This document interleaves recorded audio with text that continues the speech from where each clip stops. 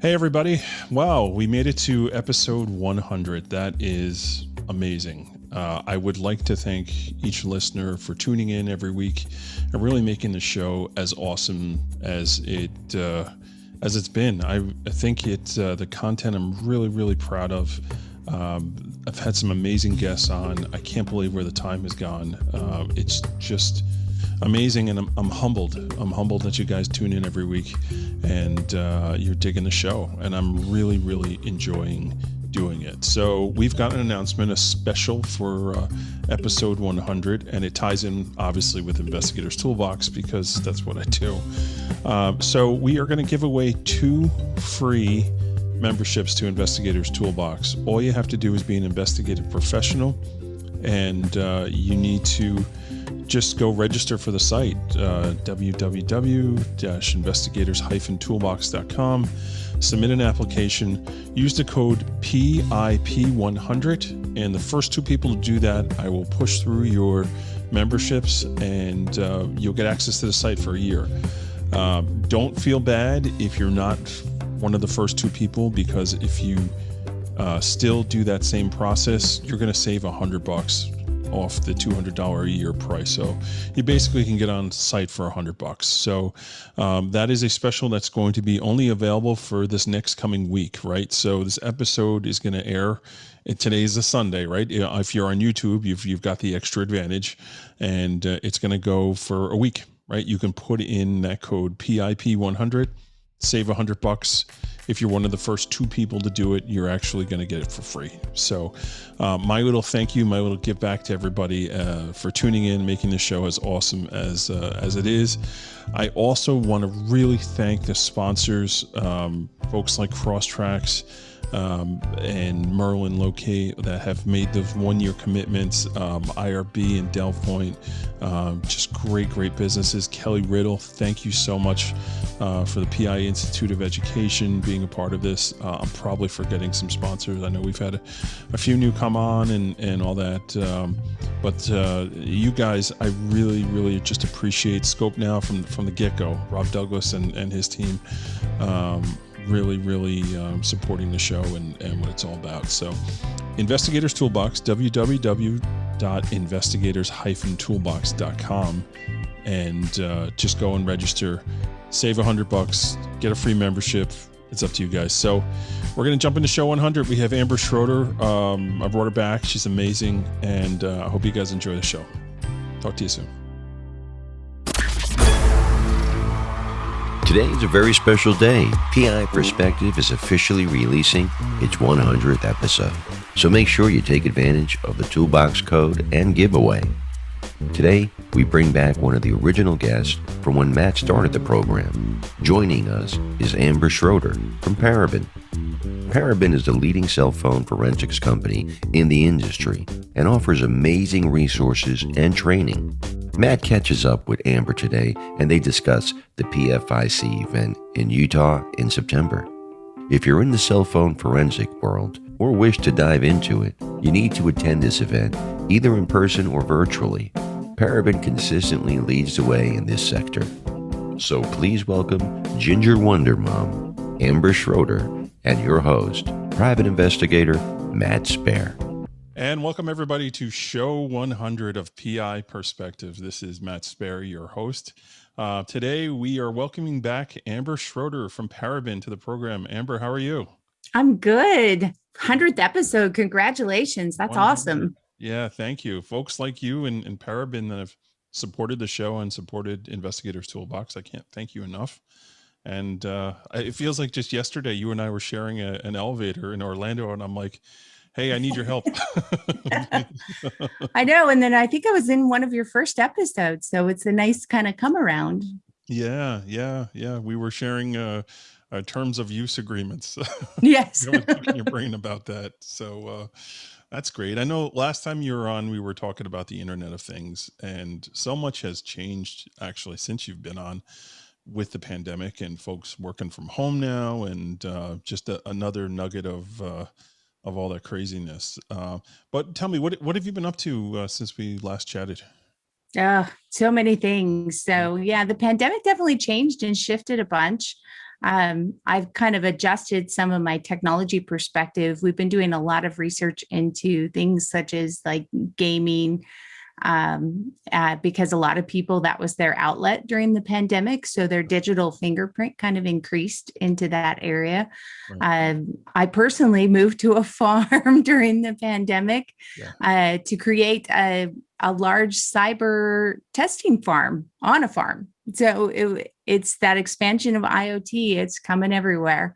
That's awesome. So you never know what's going to happen. And it's just that process of recovery, I guess, is so weird right now because no one knows really, are we done? Are we not done? Is something changing?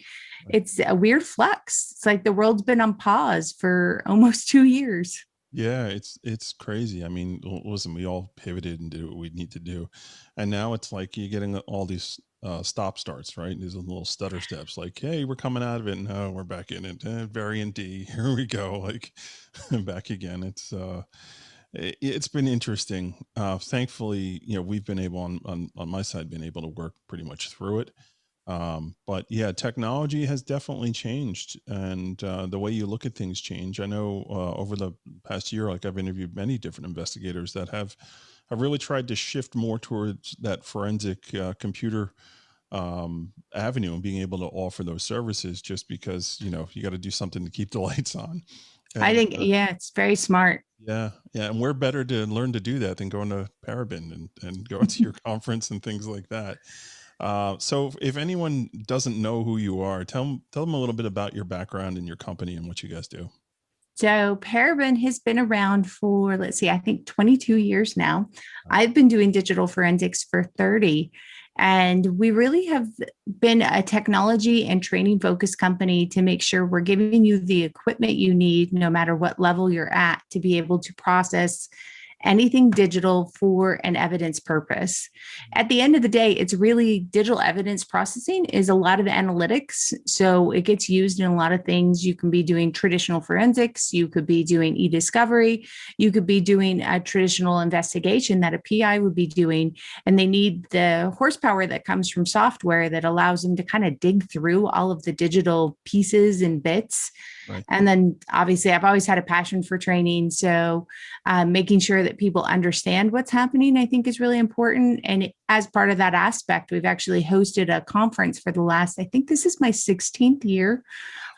I've lost track. I need to do better at that. Yeah, it's a long time, but it's our last year actually in Park City, Utah for our in-person. We're going to be moving it to Tennessee, probably up to Nashville, with me moving the company to Tennessee as well. Yeah. Man, I so want to get out there to Utah. I'm trying to clear my schedule. I really am. It's such a beautiful, I'm from Utah. It's a beautiful state. But the venue is just fantastic. And we're keeping it still small. We like to do that, pandemic or not.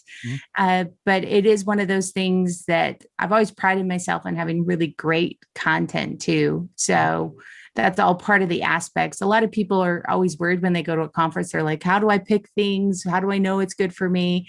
It's like, just sit and let it absorb. So you can pick about 1 to 2 or 3 to 4 things out of every presentation you attend and find some way that you can apply them into your business. And I think that's really important for people, especially as they're trying to get back out there. They're attending a lot of webinars.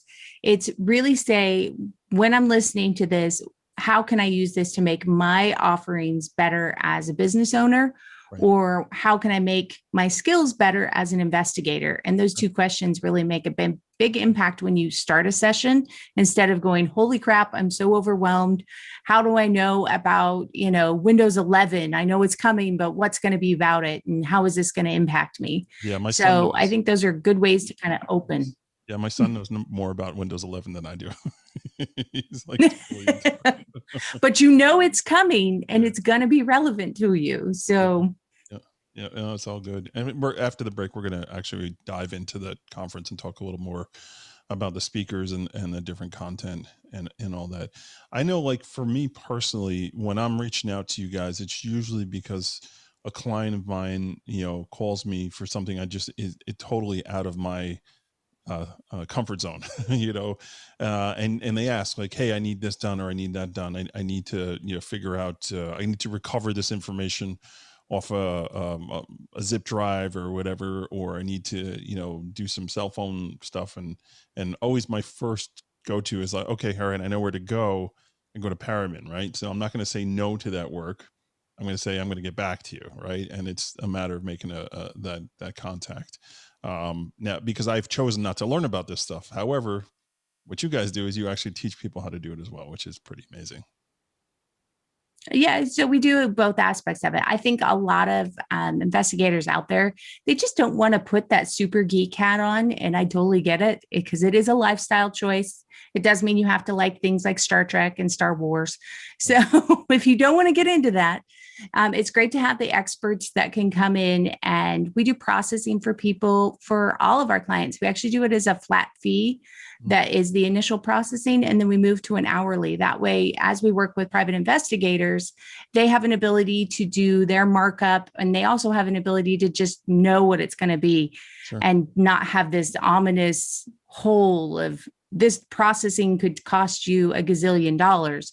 Right. You can go back to your client and say, it's going to cost X to get this far. And then we have to decide after that point. Awesome. Well, we're going to jump out and take a break real quick. And when we come back, sure, we're going to jump in and talk about the conference and really dive into the topic a little bit more. So everybody sit tight, and we will be right back. Crosstracks case management system. That is what we are talking about today. Are you using a case management system? What are you waiting for? If you don't use a case management system, you really need to look into implementing that into your business regimen. I've been at it with Crosstracks now a little over a year, and it's just been a game changer for my business. They are SOC 2 certified, SOC 2 Type 2 certified. If you don't know what that means, it means that their encryption system is second to none. And you have to go through a whole screening process to figure out if you can even qualify for that, and they have. So with certainty your data is being protected. I don't think there's another case management system out there that offers that same ability to have the SOC 2 Type 2 certification. As you guys know, I've been singing the praises of Crosstracks, and I really believe in this product, and I believe you should check it out. Contact Brad, contact Pat, one of the team members over there, and see if it's right for you. Crosstracks case management system, check it out today. Are you overwhelmed with your current caseload? Could you use some help with your skip trace assignments? With Merlin Locate Services, rather than adding staff, you can add an entire skip trace department of licensed private investigators who specialize in skip tracing. Check out merlinlocate.com today. When you work with Merlin Locate Services, you bring on a valuable experience and trusted extension to your team. I want to talk to everybody today about ScopeNow.com. ScopeNow has been a big-time sponsor of this program for quite some time, and I just love their service. I've been using them since the beginning. I'm one of their beta customers, and it's been so awesome to see them grow into the business that they are today, and just how they just keep reinventing themselves and pushing themselves to get more and more information. What it comes down to is ScopeNow is a tool that you definitely need to use if you do social media investigations, any internet research, and really spending less time digging around and looking for information. I think is one of the best points of how ScopeNow can help you. Their AI platform, their analytics are amazing. You really get an idea of what you need. You're reducing the time, you're reducing the manpower that you're spending on doing this research, because they're essentially doing it for you, and they're doing it correctly, which is most important. One of the new things that they're actually offering is this flagging system where you can flag behaviors and really highlight and look out for fraud. If you're doing a lot of fraud research, this is a fantastic tool, and you can set up alerts. So you have particular people that you're looking at, you can actually set up alerts to get notifications when the criteria that you set up is actually is flagged and goes off. It's really, really amazing. And their relationship and association analytics are top notch, really cutting edge and really, really cool. When they brought that out on version 3, it was a game changer. I mean, really being able to see how people interact together and having that relationship, analysis is really, really something that's cool. One of the other things about being involved with Scope Now is their ability to offer webinars. Their team is cutting edge on putting together and getting out really, really great content. If you're a member of Scope Now, if you know who they are, you've seen them around on LinkedIn, you'll know that they're constantly doing webinars on these new websites that are coming out, and they're really staying on top of it. And don't forget, any reports that you generate, you can actually white label those reports and put your own logos on and really make them look professional, which could equate to more billing for you as well. So check them out today. It's www.scopenow.com. They're a great company. They should be one of the tools in your toolbox, along with whatever kind of search engines you do. You need to make sure that Scope Now is a part of that suite. Scopenow.com. Check out the PI Institute of Education at piinstitute.com. Since 1989, Kelly Riddle has been teaching on subjects such as surveillance, nursing home investigations, insurance fraud, domestic investigations, hidden assets, and accident scene investigations. The PI Institute of Education is a featured learning partner in the Investigator's Toolbox.com. So check out the free content on the site, then visit the Institute for more great savings on additional classes. Have you heard about this year's PFIC conference? If you're into cellphone forensics or want to learn more about the world of DFIR, this is the place to be. The conference takes place in Salt Lake City, Utah, from September 14th to the 16th. You could attend this event live or virtually. The content from this event will be available until the end of 2021. Learn more at pfic-conference.com. And welcome back to PI Perspective. This is Matt Spaier, your host. We are here with Ginger Wonder Mom and Amber Schroader. How are you? I'm good. Yes. So last we left off, we started to dip into the conference, the PFIC conference, which apparently 16 years in going. That's pretty amazing. Yeah. So how did you identify the idea to start doing a conference like that, or the need for it? So one of the things, I've attended a lot of conferences, to say the least, but what I really saw out there that was missing was a conference that was really focused on innovative topics. So really about content and about the intimacy of keeping it smaller on purpose, so you could actually meet people and talk to speakers and not have it just be, I'm shuffling from one room to the next room to the next room. You get 100% of the content, and you get that intimate time to say, hey, I was listening to your thing earlier and I totally didn't get this part. And you're not intimidated because you don't have to raise your hand, because I always hated that. Yeah. And it's one of those that I thought there was a gap. I think it's because I'm an introvert. Right. And so I made a conference friendly for introverts. So, genius. There's so much of us in this industry. we kind of just fake it as best as we can. But at the end of the day, it's nice that you can go to an event that it's like, okay, I don't have to be overwhelmed. I can very easily build up the strength over a couple of days to go and talk to this person that I'm really intimidated to talk to, because I realize they're real people. Yeah, no, definitely. And it's amazing. 16 years. That's impressive. And I'm sure, technology has changed in 16 years. Then every year there's new and fresh stuff to talk about, right? There is. And last year, because of the pandemic, was our first year we went virtual as well. Mm-hmm. We didn't do a live event just like everyone else, but we created this cool online portal working with one of our sponsors, and it was fantastic. We had the nice conversations going and everything else. So this year we're doing both in person and virtual, so people can kind of pick or choose, and we'll have a live audience interaction from both sides, which I think will be a lot of fun. Yeah. No, I think it's genius to do that. I mean, I think almost every association that has these types of events is going to end up doing that. And it's just a matter of getting that infrastructure in place, right? So you have 1 year's worth of trial and error with a company. And I know I attended a bunch of these things over the year. Yeah. Last year. Some were better than others. Yeah, and they just work. Very true. Yeah, no, ours, the PFIC portal actually stays open through the end of the year. So you can watch content again, because I am one of those people that has to watch it again.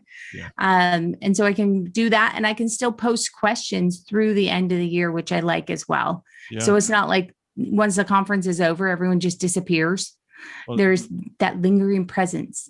yeah. Not only that, I mean, you can interact with other members that are attending as well until the end of the year. Yep. Which is something I always thought was neat. Hey, I didn't get a chance to actually talk to you. You know, we were focused on the content, but hey, we obviously have similar interests. You know, tell me a little bit about what you do and what your business is. I think it's neat. It's that extended opportunity to network, which is a huge advantage.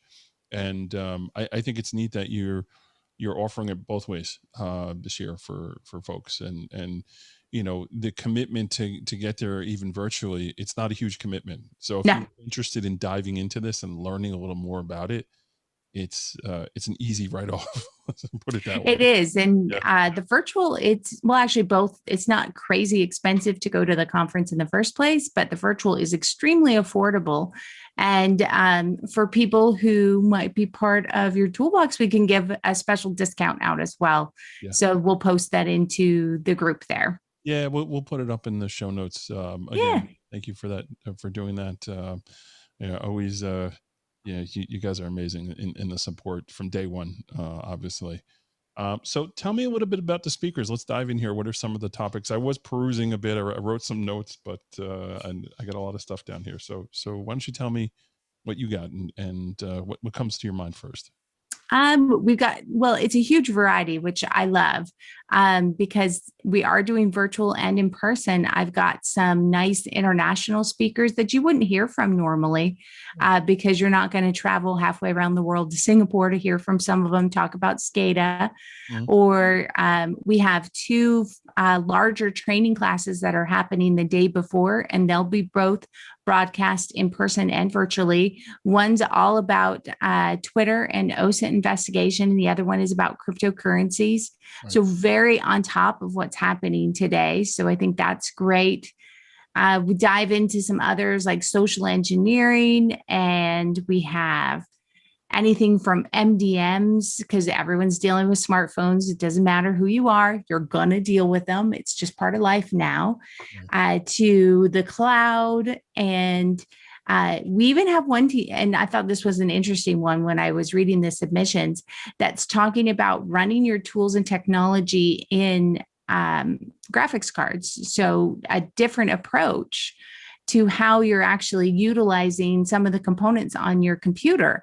Right. And I think that one's an interesting one, because if we're doing it in forensics, as far as we're doing that functionality, it means that your suspects are doing it as well. Sure. Yeah. So, you guys think of everything. It's pretty amazing. So, I love taking the unique topics that don't get taken in other conferences, because they might not fit the cookie cutter. I'm a color outside the lines kind of girl. So yeah, no, I appreciate that. And I definitely noticed that looking through who the speakers are. I'm like, okay, I think I know one. I know Chris Salgado. Other than that, you know, it's exciting. I mean, just the content and the topics that you have there. So how does this submission process work? How does you know, somebody who wants to maybe have something to talk about get in touch with you and line themselves up to do this? So we take submissions after the conference ends. We do an open call for speakers, and it's from anyone who really wants to come out and share what they're working on. It doesn't mean you have to be a professional speaker, speak at tons of events. Some of them, it's their first event they've ever spoken at. Right. And it's just about having something that's really current. You know, one of them that I really loved was talking about ransomware, because believe it or not, that's something everyone deals with. Sure. It's probably a common investigation thing for private investigators as well, because everyone is also being having it fished to them all the time. So I think that's an important aspect for people to just say, I'm willing to go and share what I have done, or if I have any case studies that need to go in, I want to share those. We welcome all types, but presentations are always just an hour, so it's not that hard to fill it. Sure. And we also have people come in and do the longer classes when they're like, I have this really great thing I want to go into. Let's pop in there and do that. Yeah. I mean, you're right about the time. I mean, an hour goes so quick. I know when I'm speaking somewhere, I'm just like, okay, I'll save, you know, the last 10 minutes for Q&A. And it's like, what, we're done? We can no time for Q&A. Oops. Yeah, I think it's way harder to when someone says, "Oh, you have exactly 15 minutes." Yeah. And I'm like, "How can I get all of my concept into only 15 minutes?" Yeah. So shorter is always harder than the longer ones. That hour breezes by. Yeah. We get that with the bits and bytes osmosis when you're speed dating for 10, Yeah, 10 people. Uh, it's always exhausting. Actually, I'm going to be doing that again this year. And I think I'm doing it you're doing too. it as well. Yay. Yeah. There we go. We're doing it together. I promise I won't steal your crowd. Oh, they'll rotate over. Yeah, I like will. I will offer them cookies or something. I will get them exactly. over. I'm bringing Snickers. It's all good. I'm excited to actually see you out there. That's Yeah. seeing people in person is always a good thing. Um, but that's really interesting. And you bring up a good point when talking about Bitcoin, because that's something I think in the last year has changed with Coinbase and these other companies now that are allowing you to trade Bitcoin without actually having wallets and things like that. It just opens up a whole nother aspect of bringing people into that world. They'll get started there and then like, oh, I guess I got to go get a wallet now. And now they're in that world and they're dealing with that stuff. So I think on a whole, Bitcoin is really, really expanded, right? Oh, absolutely. Cryptocurrency is an interesting thing because if you think through your lifetime, when was the last time you saw a new piece of currency actually accepted and starting to work into our global economy? And it's bizarre to think that I could go buy a house now with it. I can go buy a coffee with it. And it's nothing that I've ever held. I think it's just such a weird concept to go, wow, everything is literally virtual about this. And I'm a huge Venmo fan. Yeah. So I don't see a lot of the cash as it goes back and forth, but I still know that there's cash behind it. Right. With cryptocurrency, it's always just been binary. Yeah. And it's odd. It boggles my mind sometimes. I'm looking forward to that class. John is a fantastic speaker. He has also the best networking jacket I've ever seen because it has Pac-Man in it. Nice. So I am looking forward to catching up with him and attending his class. Yeah. I think probably the euro is really the only thing, right? Yeah.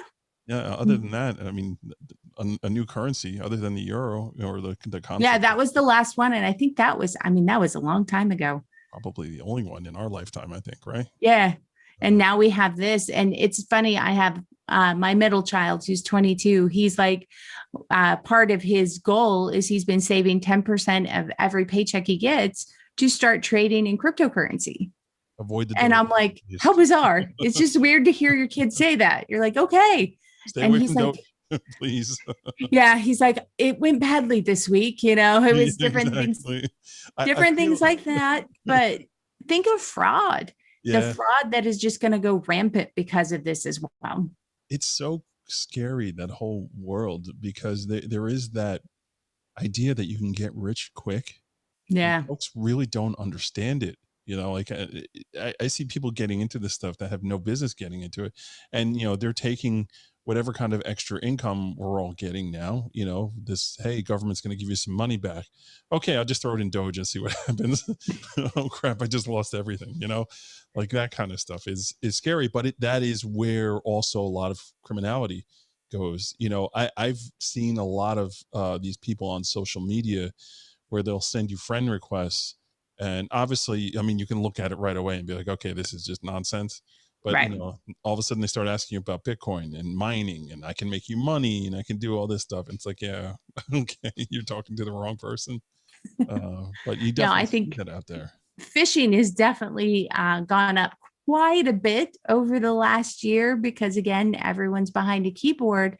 There's more opportunity to virtually connect to people and phish them. So we're seeing a lot more of that type of fraud. Oh yeah, and you got someone having a conversation and they're start telling you about how many kids they have. Then they're talking about investments. Oh, tell me some of the stocks you're invested in, and you're just having this casual conversation, and you're just literally giving away like your passwords to people without even realizing it, right? It always scares me. Yeah, the Facebook things where everyone participates and they're like, well, tell me the name of the first place you saw your spouse, or, what was your grandmother's last? I'm like, oh my goodness, these are all just phishing games. People, stop playing. It's not fun. exactly. First concert you went to, Yes. I'm like, oh, all of this is phishing your passwords. And people get into it. And I get it because it connects you with others, but you have to be really careful about it Yeah. and what you're deciding to share. Yeah, definitely. Definitely. So yeah, that's a whole new topic and really becoming more and more popular, in the last year or so because of folks being locked down and missing that interaction Yeah. and just looking for, fantasy life. Look at all I could buy this Bitcoin, it was $7,000 at one point and now it's $61,000. I'm rich. Look at me. Yep. And I didn't have to work for it. It just Exactly. happened. It's like magic. Yeah. It just doesn't work that way. No, magic rarely happens. It really, it's few and far between, right? Indeed. So it's just an interesting little aspect of where we're going here. And this whole Windows 11 thing is pretty exciting too, right? This whole new operation. It is. It's been a long time since we've had a full OS change. Windows is still the most popular in the world. I know that Mac people, you're a little sad about that, but it's just the case of it. And to see that change and to also see the integration, I was just configuring a new machine the other day, and to see how Windows is going out and saying, do you want to connect this platform to your smartphone? Knowing that they're constantly sharing data back and forth, that fingerprint is becoming very solid and connected, that you just don't remind yourself of until you're doing the setups and you go, oh, wait, no. Or I plugged my car in a rental car the other day and I was like, hang on, don't connect. I don't want to share this because it sits in that car for so long after. Yeah. And those are those little habit changes because the world is really pushing you to share your data with everything. Yeah. And personally, I encourage all of you to not share your data with everything because that's going to just end up costing you some big issues in the long run. So definitely, every time I travel, I have this little Amber Schroader sitting on my shoulder when I'm at the airport. Don't plug in. Oh my goodness. I got to make like a little bobblehead version. Yeah. Like I get into the rental car. Don't plug it in. Like use the cigarette lighter. Yeah. Separate. Don't touch. Yeah. Don't charge your phone at a conference. You never know if that's just a charging port or not. Yeah. And then literally I'm sitting at the airport. Now I'm pretty much every airport you're there, they have the power grid and they have the USBs, and I'm just looking at it and you see it's like you can tell someone's unscrewed it and you're just like, yeah, I'm not doing that. Don't do it. Resist. Yeah. Charge your phone at night, people. Take a battery pack. And even on a plane, right? Whoa, got your thing open and folks are looking over your shoulder, or somebody could be, tapping into whatever you're doing. It's it's the plain Wi-Fi that kills me. I'm like, people, take that as your reading time. Do you really want to connect to a wireless network that is limited to only the people in your plane? That's pretty easy to pick you out. So you never know who you're flying with. Yeah. No, I love to write my PI magazine articles when I fly. That's usually what I do. I'm a reader, or I watch my content that I downloaded, but I never connect to the Wi-Fi. I just plan ahead. It's all just being prepared, plan ahead. I know you listen to PI Perspectives podcast. You can I do, of course. It's all good. But yeah, it's really interesting actually how all these things evolve. And I know when we had you on last time, we were talking about the Internet of Things and that whole stuff. And even from the last time we talked, where technology is going and what we're doing is it's pretty amazing, And I think what's really cool about the Windows 11, you were talking about the integrating the different platforms there and technology and all that. These are all breadcrumbs for us as investigators. Like, I'm excited by that, right? Oh, I love, probably one of my favorite things. So our speaker, we're having talk about Windows 11. He is a Windows artifact guru. Like, I go to him. He actually helps us and provides us with research. I think I owe him my firstborn, but I don't think he wants her because he's like, I don't do kids. Yeah. So he's like, I don't maintain them. I don't want to feed them. Just give him a but it's like, I'll give him a money tree. There we go. But it's one of those that some of the artifacts that he's discovered, it almost tells you if you sneezed while you were using your keyboard. It's so detailed. every time you've asked a question on there, anything you've connected, all of those are available to you. And you can actually do it in triage. So I'll know, like when I'm processing a computer or someone's using E3 to process a computer, they can see all those artifacts in less than 10 minutes of getting everything connected. Mm-hmm. And that's going to give you your kind of those breadcrumbs like you were talking about that are going to let you go through the rest of your investigation. Okay. So tell me a little bit about E3. What is that? E3 is the electronic evidence examiner. So that's the software that Paraben makes for you to do analytics on different digital pieces of evidence, whether it's computers, smartphones, IoT, the cloud. We cover it all, do email, internet, everything. We're actually having our 3.0 release next week. So I'm very excited. We have our Cobalt edition. That's the new edition that's coming out. And with that, I mentioned earlier about the gaming evidence, we're adding support for Twitch, which those of you who don't know what Twitch is, because I imagine many of you just went, what? Twitch is for gamers, and it is a platform where they get to stream and share themselves with others. And it's a huge part of social media that I think a lot of traditional investigators just don't look for. But if you look at the Generation Z, they probably spend 40 to 60, it's a big change, 60% of their life in one of these type of gaming platforms because that's their connection to other people. Yep. And it increased a lot during COVID. Yep. Call of Duty. Thank you. Yeah. No, my son is a semi-professional gamer, which I think is weird. Semi-professional sniper. It is. It's like he's a semi-professional virtual gamer. I'm proud of him because he's really taken his time and he got drafted onto a team earlier this year. But it's one of those that I've really just started to try to understand that lifestyle choice that came with it. And I realized what a big evidence impact that was as well for the rest of us that I don't game all the time. I get terribly motion sick. My last one was Duke Nukem, and that was like the most graphics I could take. That totally dated me. But at least it wasn't Ultima 4. You're okay. Yes. But it's one of those, it's like, okay, now as I started understanding that subculture that exists, I realize it's one that we have to pay attention to as investigators, that it's super important for us. Yeah. Oh, these are all avenues. I mean, that's good for you for being forward thinking about that. I mean, I think you have to, in order to stay on top of these things, you got to look at trends and really understand like, where's the next golden nugget coming from? Because, there is going to be somewhere. We can't help ourselves, but interact and be on these things. And it's going to leave trails. It's going to leave evidence.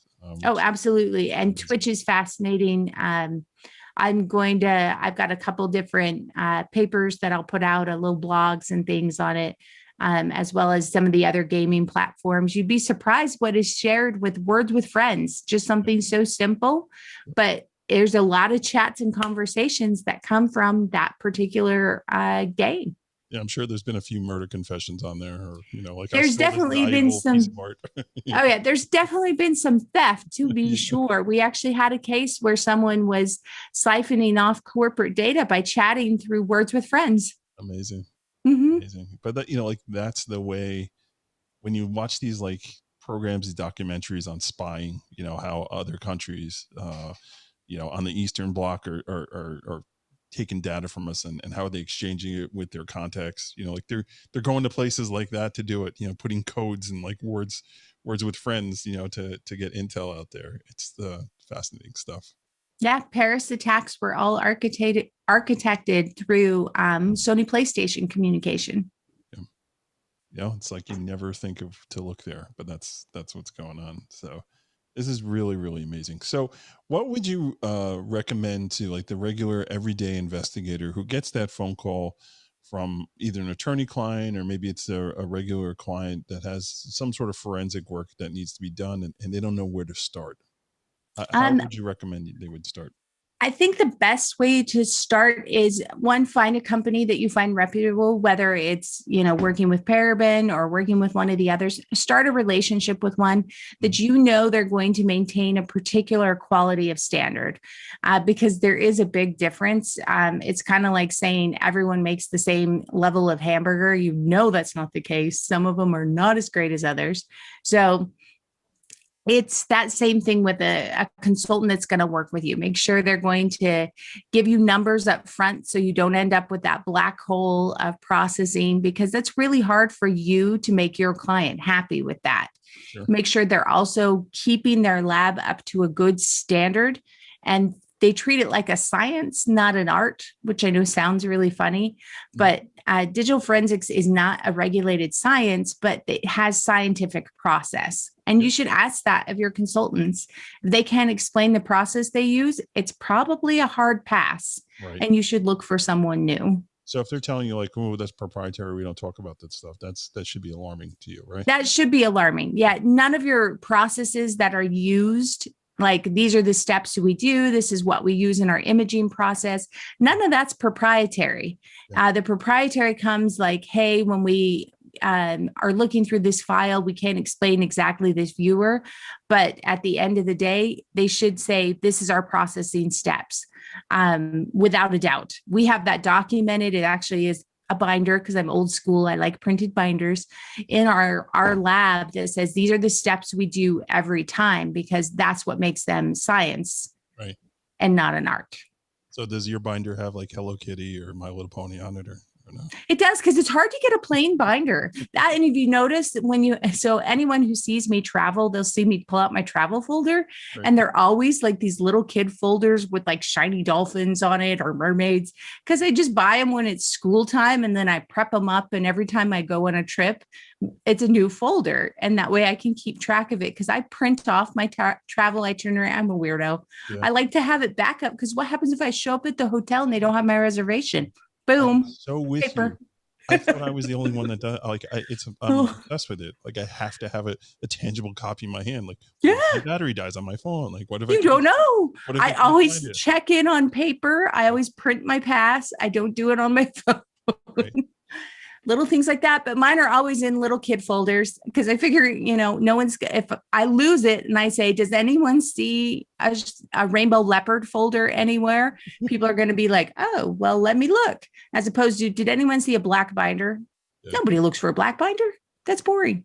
So I guess what we learned today is Matt and Amber are a little OCD. A little bit. We are. Yes, absolutely. We are in a club together. It's a good thing. Nothing's wrong with that picture. And whatever you do, don't plug your phone into the car. That's right. Oh, that's so cool. Like I was literally like, I was in San Antonio a couple of weeks ago, and I get into the car, and they're like, "Do you want to sync your phone?" I'm like, "No, right now." You're like, I just see all the people in their contact lists that are on there, and I'm just like, Amber would not be happy. That's what you should think too. Everyone else can have that. Nobody wants an angry ginger. It's not a good moment. So no, don't do it. Don't plug it in. Not good. So if let's say we have like an investigator who's like fascinated by this stuff, but is maybe a little intimidated by the whole process. Like, is there anything you can say that would maybe get them over that hump there and get them to come check it out? Because again, like virtually going to that conference, very reasonable. It's like super easy, $100, right? Yeah, it's $99. So super easy. Yep. I think the big thing that they need to understand is you do not have to be a computer science graduate to do this. Mm-hmm. The hardest part about doing digital forensics is actually being a good investigator. And that's something that you don't learn anywhere. I believe it's a natural curiosity and skill that you have as a person, and you can enhance it by getting different areas of skill set, whether it's doing OSINT or doing digital forensics. But all the computer stuff can easily be taught to you. You just have to be willing to practice it. I don't go through and do my first email examination on client data. I look at my email first because I'm most familiar with that data. So I practice there. And a lot of people think, oh, no, I'm not a computer science graduate. You know what? Neither am I. And I've been doing this for 30 years. I actually went to culinary school, but I have a natural investigator curiosity, and I'm dyslexic. So I was able to pull it out and be able to learn the computer side of it and really get into it and find a new passion for that side of the investigation. I always like digital stuff because it's either a 1 or a 0. So it's a yes or no. There's no doubt when it comes to looking at digital evidence.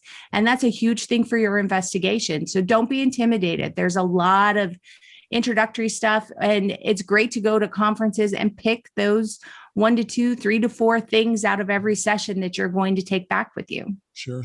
And I think that brings it back to your point about it being a science and not so much an art, because there really is a science to it. And, when you have to back that up with your findings, reports, guess what? That's science. I mean, when you get up and you have to go testify about something, like you're talking about a scientific method of how you were able to get a particular answer, the methodology of how you went through and did all this stuff. So it's very true. Like there's definitely a technique to doing that stuff. There is. It's all about good checklists. I know that sounds so silly, but if you are a list writing person, I am. It's that OCD.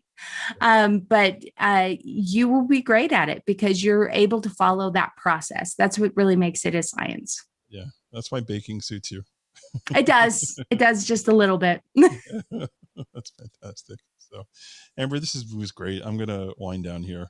What a great 100 show. So thank you for coming back. Thank you for always supporting and just being there for not just for me but for folks in the industry. The way you give back and the things you do, it's really commendable. So thank you for that. Oh, thank you. I love this space. I love helping investigators because it makes all of us do a better job in our burden of proof. I take that very seriously. There's a lot of innocence and guilt to find, and that's where our jobs are. So that's why I'm a big supporter. Yeah. So I encourage folks to go to the show notes. You can check out the conference. Why don't you give the web address for folks who don't want to click on the show notes? Yeah. So the conference is PFIC-conference.com. You can also go to paraben.com and get Paraben.com has a link to it as well. And you can also try software there and just dabble those toes in the water. You never know, might find a new passion. Right. And for members of the Investigators Toolbox, watch for an announcement. We'll get something out there with a discount code for you guys to save even a couple more bucks to go out and check. Absolutely. So, Amber, thank you so much. On Twitter, Ginger Wonder Mom, right? I'm Ginger Wonder Mom. Yes. And there's a mix. It's digital forensic things, food factoids. I am a real person with different interests. Every now and then some Star Wars. Yep, I get some Star Wars, some Star Trek out there. I'm a dog rescuer, Yeah, there's definitely many layers to the wonderful Amber Schroader. So thank you again. And thank you everyone for tuning in. And thanks for all the support. 100 shows is just amazing. Congrats. And, thank you. And we're going to keep going. This isn't slowing down anytime soon. So I again want to acknowledge my sponsors, every company that has ever sponsored the program. Thank you for that. And it makes this content sound better, look better, and just it's a joy to do. So thanks everybody. Thank you, Amber, and we'll catch everyone on the next show. Take care. So great to check in with Amber again. Paraben really is the industry leader when it comes to cell phone forensics, DFIR, and the Internet of Things. Consider making the trip out to Utah or attending the conference virtually. We also want to thank Crosstracks, Merlin Locate, Scope Now, PI Institute of Education for sponsoring the show. And please support these great sponsors. Don't forget to check out investigatorstoolbox.com. This week is the time to do it. Make sure you use code PIP100 and you can win a free membership or save $100 off of the membership. That's a half-price discount. Remember, you can join through the app available on iOS and Android platforms. If you have a question or comment about the show, email Matt at matthews@satellitepi.com. You can also find him on LinkedIn, Instagram, and Facebook. We want your feedback to bring you the best shows possible. And we'll be back on Monday with a new show, so make sure you tune in and stay safe out there.